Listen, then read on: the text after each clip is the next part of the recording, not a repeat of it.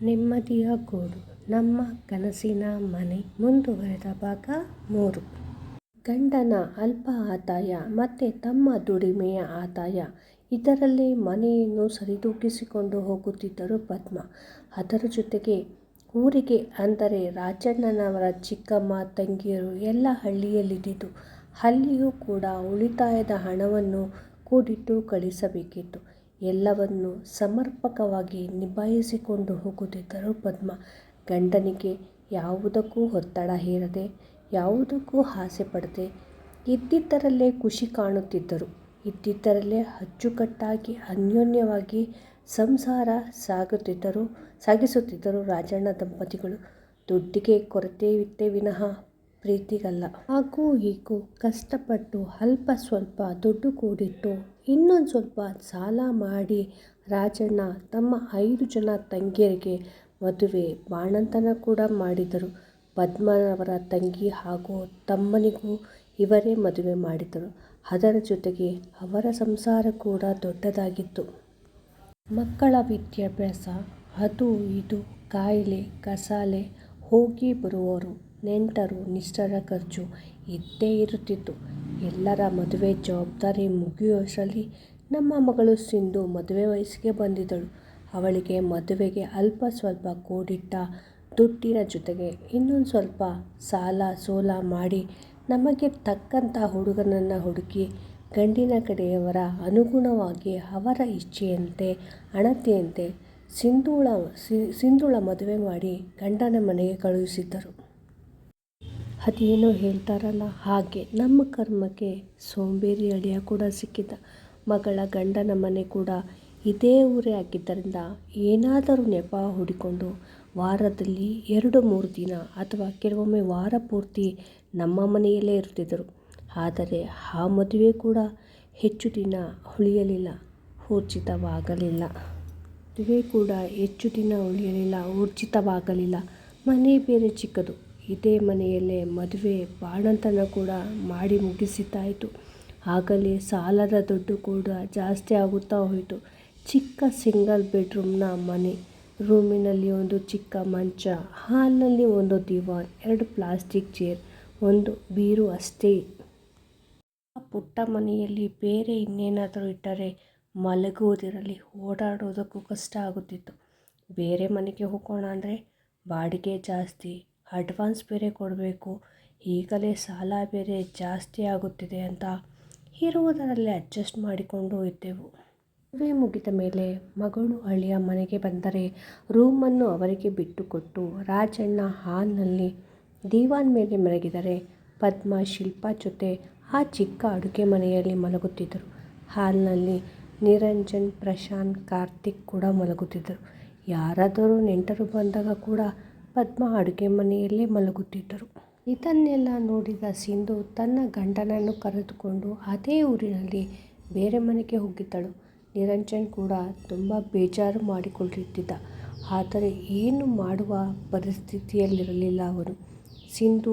ಸಿಂಧುಳ ಗಂಡ ಸಂತೋಷ್ ಯಾವಾಗಲೂ ಸಿಂಧು ಬರಲ್ಲ ಅಂತ ಅಂದರೂ ಕೂಡ ಹೊಡೆದು ಬಡೆದು ಕರೆದುಕೊಂಡು ಬರ್ತಿದ್ದ. ಹೆಚ್ಚು ಸಮಯ ನಮ್ಮ ಮನೆಯಲ್ಲೇ ಇರುತ್ತಿದ್ದ. ಹುಟ್ಟು ಸೋಂಬೇರಿ ಅಂತ ಮದುವೆ ನಂತರವೇ ತಿಳಿದಿದ್ದು. ನಮ್ಮ ಮನೆಯಲ್ಲೇ ಹೆಚ್ಚು ಇರುತ್ತಿದ್ದು. ಕೆಲಸ ಇಲ್ಲ, ಕಾರ್ಯ ಇಲ್ಲ, 3 ಕಾಸಿನ ದುಡಿಮೆ ಕೂಡ ಇರಲಿಲ್ಲ ಅವನಿಗೆ. ಸಿಂಧು ಕೆಲಸಕ್ಕೆ ಹೋಗಿ ದುಡಿಯುವ ದುಡ್ಡನ್ನು ಕೂಡ ಕಿತ್ತುಕೊಂಡು ಹೋಗಿ ಕುಡಿದು ಬರ್ತಿದ್ದ. ಬಂದು ಸಿಂಧುಗೆ ಬಾಯಿಗೆ ಬಂದಂತೆ ಬೈದು, ಕೆಲವೊಮ್ಮೆ ಸಿಂಧು ತಿರುಗಿ ಮಾತನಾಡಿದರೆ ಅವಳಿಗೆ ಮನ ಬಂದಂತೆ ಹೊಡೆದಿದ್ದ.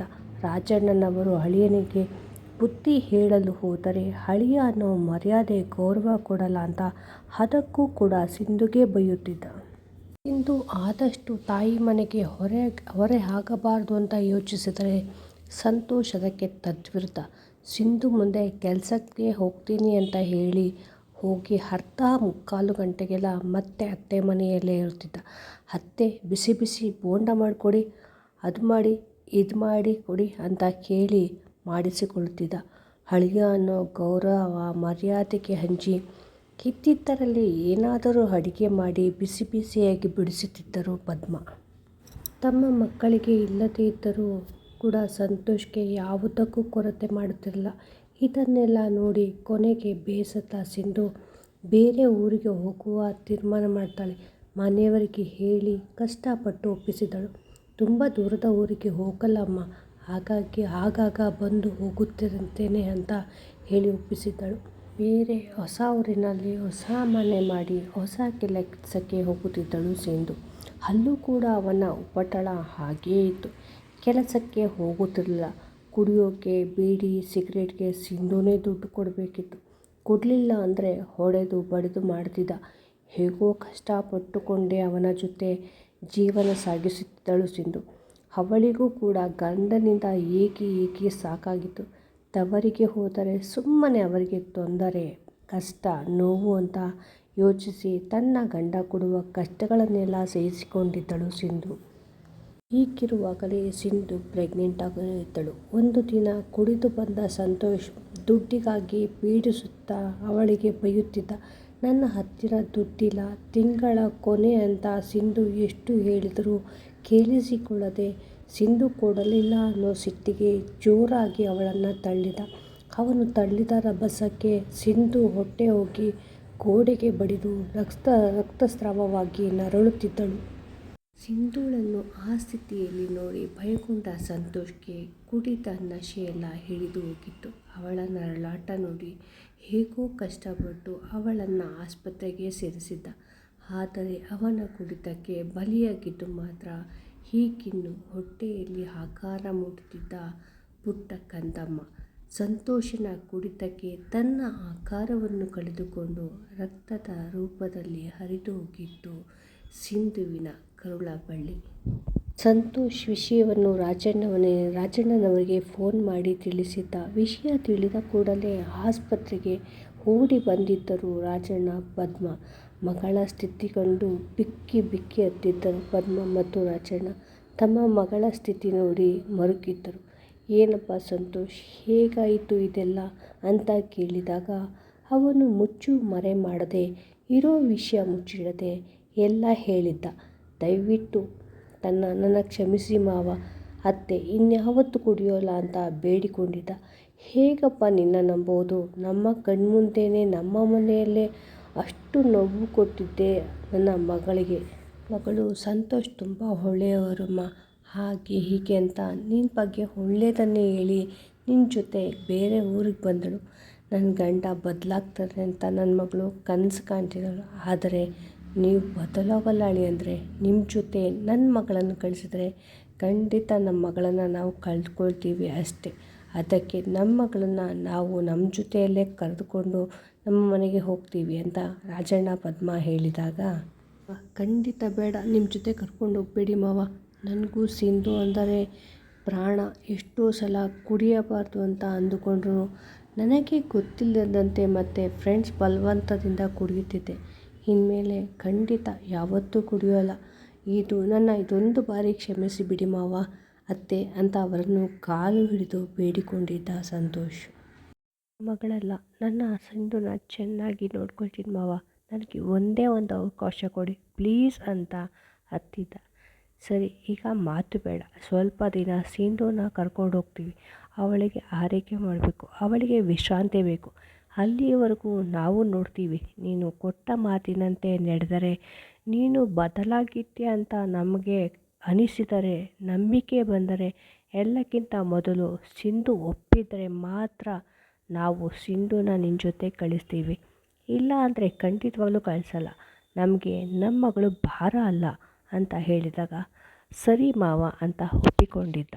ಸಿಂಧುನ ಡಾಕ್ಟರ್ ಕರೆದುಕೊಂಡು ಹೋಗಬಹುದು ಅಂತ ಹೇಳಿದಾಗ ರಾಜಣ್ಣ ತಮ್ಮ ಮಗಳನ್ನು ತಮ್ಮ ಮನೆಗೆ ತಮ್ಮ ಜೊತೆ ಕರೆದುಕೊಂಡು ಹೋಗಿದ್ದರು. ಸಿಂಧು ಹತ್ತಿರ ಕೂಡ ತುಂಬ ಸಲ ಕ್ಷಮೆ ಕೇಳಿದ್ದ. ಆದರೆ ಮಗುವನ್ನು ಕಳೆದುಕೊಂಡ ನೋವಿನಲ್ಲಿದ್ದ ಸಿಂಧು ಅವನಿಗೆ ಏನನ್ನೂ ಉತ್ತರಿಸದೆ ತವರು ಮನೆಗೆ ಹೋಗಿದ್ದಳು. ಸಿಂಧು ತವರು ಮನೆಯಲ್ಲಿ ಇದ್ದರೂ ಕೂಡ ಅವನು ಅವನ ಮನೆಯನ್ನು ಖಾಲಿ ಮಾಡಿರಲಿಲ್ಲ. ಇವತ್ತಲ್ಲ ನಾಳೆ ಸಿಂಧು ನನ್ನನ್ನು ಕ್ಷಮಿಸಿ ಬರ್ತಾಳೆ ಅನ್ನೋ ನಂಬಿಕೆಯಲ್ಲೇ ಅದೇ ಮನೆಯಲ್ಲಿಯೇ ಇದ್ದ. ಹೋಗುತ್ತಿದ್ದ ಫ್ಯಾಕ್ಟ್ರಿಗೆ ಅವನು ಕೆಲಸಕ್ಕೆ ಸೇರಿ ಅದೇ ಕೆಲಸಕ್ಕೆ ಹೋಗಲು ಶುರು ಮಾಡಿದ್ದ.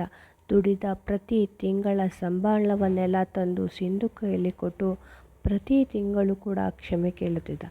3 ತಿಂಗಳು ಕೂಡ ಹೀಗೆ ಬಂದು ಕ್ಷಮೆ ಕೇಳಿದ್ದ. ಸಿಂಧು ಮನೆಯವರೆಲ್ಲರೂ ಅವನಲ್ಲಿ ಬದಲಾವಣೆಯನ್ನು ಕೊಂಡು ಖುಷಿಪಟ್ಟಿದ್ದರು. ರಾಜಣ್ಣ ದಂಪತಿಗಳು ಸದ್ಯ ನಮ್ಮ ಮಗಳು ಬಾಳು ಸರಿಯಾಯಿತು ಅಂತ ಸಿಂಧು ಕೂಡ ಖುಷಿಯಾಗಿ ಸಂತೋಷ್ಗೆ ಒಂದು ಅವಕಾಶ ಕೊಟ್ಟು ಅವನ ಜೊತೆ ಅವನ ಮನೆಗೆ ಹೋಗಿದ್ದಳು. ಎಲ್ಲ ಖುಷಿಯಾಗಿಯೇ ಇತ್ತು. ಮುಂಚೆ ಅವಳು ಹೋಗುತ್ತಿದ್ದ ಫ್ಯಾಕ್ಟ್ರಿಗೆ ಮತ್ತೆ ಹೋಗುತ್ತಿದ್ದಳು. ಅವನು ಕೂಡ ಅದೇ ಫ್ಯಾಕ್ಟ್ರಿಗೆ ಹೋಗುತ್ತಿದ್ದ. ಇಬ್ಬರು ಸೇರಿ ಹಂಚಿಕೊಂಡು ಮನೆ ಕೆಲಸವನ್ನು ಮಾಡಿ ಕೆಲಸಕ್ಕೆ ಹೋಗಿ ಬರುತ್ತಿದ್ದರು. ಇಬ್ಬರು ಖುಷಿಯಾಗಿರುವುದನ್ನು ಕಂಡ ರಾಜಣ್ಣ ಪದ್ಮಾರವರಿಗೂ ಸಂತೋಷವಾಗಿತ್ತು. ನನ್ನ ಮಗಳು ಬಾಳು ಸರಿಯಾಯಿತು ಅಂತ ಸಿಂಧುಗೆ ಯಾವುದಕ್ಕೂ ಕೊರತೆಯಾಗದಂತೆ ನೋಡಿಕೊಳ್ಳುತ್ತಿದ್ದ. ಅವಳ ಇಷ್ಟ ಕಷ್ಟಗಳನ್ನು ಅರಿತು ನಡೆದುಕೊಳ್ಳುತ್ತಿದ್ದ. ಸಿಂಧುನ ಶನಿವಾರ ಭಾನುವಾರ ತವರು ಮನೆಗೆ ಕರೆದುಕೊಂಡು ಹೋಗಿ ಖುಷಿಯಾಗಿ ಕಾಲ ಕಳೆದು ಬರುತ್ತಿದ್ದರು ಇಬ್ಬರು. ಹೀಗಿರುವಾಗಲೇ ಸಿಂಧು ಮತ್ತೆ ಪ್ರೆಗ್ನೆಂಟ್ ಆಗಿದ್ದಳು. ಸಂತೋಷ್, ನೀವು ಅಪ್ಪ ಆಗ್ತಿದ್ದೀರಾ, ನಮ್ಮಿಬ್ಬರ ಜವಾಬ್ದಾರಿ ಕೂಡ ಈಗ ಜಾಸ್ತಿಯಾಗಿದೆ ಅಂತ ಸಿಂಧು ಹೇಳಿದಾಗ ಅವನಿಗಂತೂ ತುಂಬ ಖುಷಿಯಾಗಿತ್ತು. ಅವಳನ್ನು ಎತ್ತಿ ತಿರುಗಿಸಿ ಸಂತಸ ವ್ಯಕ್ತಪಡಿಸಿದ್ದ. ಮತ್ತೆ ಅವಳ ಹತ್ತಿರ ಕ್ಷಮೆ ಕೂಡ ಕೇಳಿದರು. ಹಿಂದಿನ ಸಲ ಆದ ಘಟನೆಯನ್ನು ನೆನೆದು ನಿನಗೂ ಮತ್ತೆ ಮಗುವಿಗೂ ಯಾವುದೇ ಕೊರತೆಯಾಗದಂತೆ ನೋಡಿಕೊಳ್ತೀನಿ ಸಿಂಧು ಅಂತ ಮತ್ತೊಮ್ಮೆ ಕ್ಷಮೆ ಕೇಳಿ ಪ್ರಮಾಣ ಮಾಡಿದ್ದ. ಸಿಂಧು ಸಂತೋಷ್ ಇಬ್ಬರು ಖುಷಿಯಾಗಿದ್ದರು. ಸಂತೋಷನಲ್ಲಿನ ಬದಲಾವಣೆಯಿಂದ ರಾಜಣ್ಣ ಮನೆಯವ್ರಿಗೂ ತುಂಬ ಸಂತೋಷವಾಗಿತ್ತು. ಸಿಂಧು ಕೂಡ ಖುಷಿಯಾಗಿ ಇದ್ದಳು. ಬೆಳಗ್ಗೆ ಇಬ್ಬರು ಬೇಗ ಎದ್ದು ಮನೆಯ ಕೆಲಸವನ್ನೆಲ್ಲ ಹಂಚಿಕೊಂಡು ಮಾಡುತ್ತಿದ್ದರು. ಸಂತೋಷ್ ಕೂಡ ತನ್ನ ಸೋಮಾರಿತನವನ್ನು ಬಿಟ್ಟು ಸಿಂಧುಗೆ ಮನೆ ಕೆಲಸದಲ್ಲಿ ಸಹಾಯ ಮಾಡುತ್ತಿದ್ದ. ಇಬ್ಬರು ಕೆಲಸಕ್ಕೆ ಜೊತೆಗೆ ಹೋಗಿ ಜೊತೆಯಲ್ಲೇ ಬರುತ್ತಿದ್ದರು. ಅವನು ಅವಳನ್ನು ತುಂಬ ಕಾಳಜಿ ಮತ್ತು ಪ್ರೀತಿಯಿಂದ ನೋಡಿಕೊಳ್ಳುತ್ತಿದ್ದ. ಡಾಕ್ಟರ್ ಹತ್ತಿರ ಪ್ರತಿ ತಿಂಗಳು ಚೆಕಪ್ಗೆ ಕೂಡ ಹೋಗಿ ಬಂದಿದ್ದರು. ಮಗು ಆರೋಗ್ಯವಾಗಿದೆ ಅಂತ ಡಾಕ್ಟರ್ ಹೇಳಿದರೂ ಕೂಡ ಅವಳನ್ನು ನಡೆಯುವುದಕ್ಕೆ ಬರುತ್ತಿಲ್ಲ. ಅಷ್ಟು ಚೆನ್ನಾಗಿ ನೋಡಿಕೊಳ್ಳುತ್ತಿದ್ದ ಸಂತೋಷ್. ನಿನ್ನ ಮೇಲೆ ಕೆಲಸಕ್ಕೆ ಹೋಗಬೇಡ ಸಿಂಧು, ನಾನೇ ದುಡಿದು ನಿಮ್ಮಿಬ್ಬರನ್ನು ಚೆನ್ನಾಗಿ ನೋಡಿಕೊಳ್ತೀನಿ ಅಂತೆಲ್ಲ ಹೇಳ್ತಿದ್ದ. ಬೇಡ, ನನಗೂ ಮನೆಯಲ್ಲಿರೋಕ್ಕೆ ಬೇಜಾರಾಗುತ್ತೆ ಸಂತೋಷ್, ನನ್ನ ಕೈಯಲ್ಲಿ ಆಗೋಷ್ಟು ದಿನ ಕೆಲಸ ಮಾಡ್ತೀನಿ, ನಮ್ಮ ಮಗುನ ಚೆನ್ನಾಗಿ ನೋಡ್ಕೊಳ್ಬೇಕಲ್ವಾ ಅಂತೆಲ್ಲ ಮಾತನಾಡುತ್ತಿದ್ದರು. ಅಲ್ಲದೆ ಈ ಸಮಯದಲ್ಲಿ ಚೆನ್ನಾಗಿ ಕೆಲಸ ಮಾಡಿದರೆ ಹೆರಿಗೆ ಸುಲಭವಾಗುತ್ತದೆ ಅಂತ ಹೇಳಿ ಒಪ್ಪಿಸಿದ್ದಳು ಸಿಂಧು. ಹೆಣ್ಣು ಮಗು ಹುಟ್ಟಿದರೆ ಏನು ಹೆಸರಿಡೋಣ, ಗಂಡು ಮಗು ಹುಟ್ಟಿದರೆ ಏನು ಹೆಸರಿಡೋಣ ಅಂತ ಎಲ್ಲ ಮಾತನಾಡುತ್ತಿದ್ದ ಸಂತೋಷ್. ಇದನ್ನೆಲ್ಲ ನೋಡುತ್ತಿದ್ದ ಕೇಳುತ್ತಿದ್ದ ಸಿಂಧುಗೆ ಆಶ್ಚರ್ಯ ಜೊತೆಗೆ ಸಂತೋಷ ಕೂಡ ಆಗುತ್ತಿತ್ತು. ಹೀಗೆ ಸಂತೋಷದಿಂದ ದಿನಗಳು ತಿಂಗಳುಗಳು ಕಳೆದು ಸಿಂಧುಗೆ 8 ತಿಂಗಳಿಗೆ ಬಿದ್ದಿತು. ಒಂದು ದಿನ ಇದ್ದಕ್ಕಿದ್ದಂತೆ ಮಧ್ಯಾಹ್ನ ತುಂಬ ಸುಸ್ತಾಗುತ್ತದೆ, ನಾನು ಮನೆಗೆ ಹೋಗ್ತೀನಿ ಅಂತ ಸಂತೋಷ್ ಹತ್ತಿರ ಹೇಳಿದಾಗ, ಇರು ಸಿಂಧು, ನಾನು ಮ್ಯಾನೇಜರ್ ಹತ್ತಿರ ಪರ್ಮಿಷನ್ ತೊಗೊಂಡು ಬರ್ತೀನಿ, ಒಬ್ಬಳೇ ಹೋಗಬೇಡ ಅಂತ ಹೇಳಿ ಮ್ಯಾನೇಜರ್ ಹತ್ತಿರ ಹೋಗಿದ್ದ. ಮ್ಯಾನೇಜರ್ ಹತ್ತಿರ ಪರ್ಮಿಷನ್ ಕೇಳಿದಾಗ ಮ್ಯಾನೇಜರ್ ಅವನಿಗೆ ಇಂಪಾರ್ಟೆಂಟ್ ಡಾಕ್ಯುಮೆಂಟ್ಸ್ನ ಫೈಲ್ ಕೊಟ್ಟು ಇದನ್ನು ಸಿಟಿಯಲ್ಲಿರುವ ಬ್ರ್ಯಾಂಚ್ಗೆ ಕೊಟ್ಟು ನೀವು ಮನೆಗೆ ಹೋಗಬಹುದು ಸಂತೋಷ್ ಅಂತ ಹೇಳ್ತಾರೆ. ಸರಿ ಸರ್ ಆ್ಯಂಡ್ ಥ್ಯಾಂಕ್ ಯು ಅಂತ ಹೇಳಿ ಸಿಂಧುನ ಆಟೋದಲ್ಲಿ ಮನೆಗೆ ಕರೆದುಕೊಂಡು ಹೋದ ಸಂತೋಷ್. ಅವಳಿಗೆ ಜ್ಯೂಸ್ ಕೊಟ್ಟು, ಸಿಂಧು ನೀನು ರೆಸ್ಟ್ ಮಾಡ್ತಾ ಇರು, ನಾನು ಈ ಫೈಲ್ನ ಸಿಟಿಯಲ್ಲಿರೋ ಬ್ರ್ಯಾಂಚ್ಗೆ ಕೊಟ್ಟು ಬಂದು ಆಮೇಲೆ ನಿನ್ನ ಆಸ್ಪತ್ರೆಗೆ ಕರ್ಕೊಂಡು ಹೋಗ್ತೀನಿ ಅಂತ ಹೇಳಿ ಅವಳನ್ನು ಮಲಗಲು ಬಿಟ್ಟು ಸಿಟಿಗೆ ಹೋದ ಸಂತೋಷ್ ಮರಳಿ ಬಂದಿದ್ದು ಹೆಣವಾಗಿ. ಸಂತೋಷ್ ಹೋಗುತ್ತಿದ್ದ ಆಟೋಗೆ ಕಾರು ಡಿಕ್ಕಿ ಹೊಡೆದಿದ್ದರಿಂದ ಸಂತೋಷ್ ಆಕ್ಸಿಡೆಂಟ್ ಆದ ಜಾಗದಲ್ಲೇ ಅಸುನೀಗಿದ್ದನು. ಆ ಖುಷಿ ಸಂತೋಷ ಎಲ್ಲ ತಾತ್ಕಾಲಿಕ ಅಂತ ಮೇಲಿರುವವನಿಗೆ ಮಾತ್ರ ಗೊತ್ತಿತ್ತು. ಮುಂದುವರೆದು ನಿಮ್ಮ ಅನಿಸಿಕೆ ಅಭಿಪ್ರಾಯಗಳು ತಪ್ಪದೇ ಕಮೆಂಟ್ ಮಾಡಿ ತಿಳಿಸಿ. ಧನ್ಯವಾದಗಳು.